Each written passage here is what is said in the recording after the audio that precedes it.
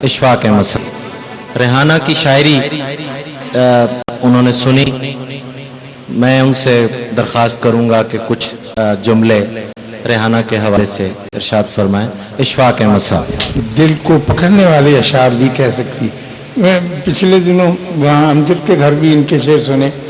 آج پھر مجھے یوں محسوس ہوتا ہے کہ جیسے اس کی شاعری میں سب سے بڑی قوت جو ہے اور سب سے بڑی ڈرائیونگ فورس جو ہے وہ ماں کی محبت ہے. اس سے چاہے یہ اقرار کرے یا نہ کرے، کیونکہ ولایت میں جا کر ماں کو یاد رکھنا بڑا مشکل ہوتا ہے. مغرب میں لوگ عام طور پر اس کا اعتراف نہیں کرتے، لیکن اس کے پیچھے یہ قوت کار فرما ہے.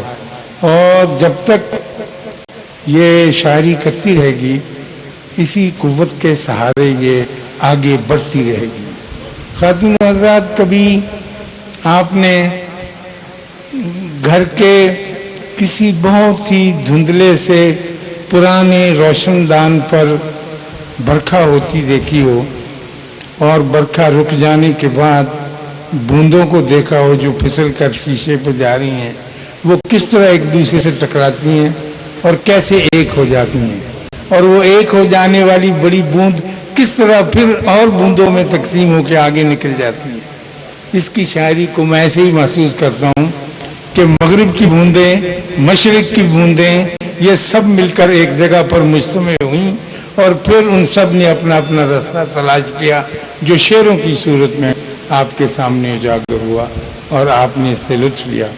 میری بڑی دعا ہے کہ اللہ تعالیٰ اس شاعرہ کو اور آسانیاں عطا فرمائے تاکہ یہ آسانیاں تقسیم کرتی پھرے اپنے شعروں کی صورت میں، اپنے کلام کی صورت میں. مہربانی. جی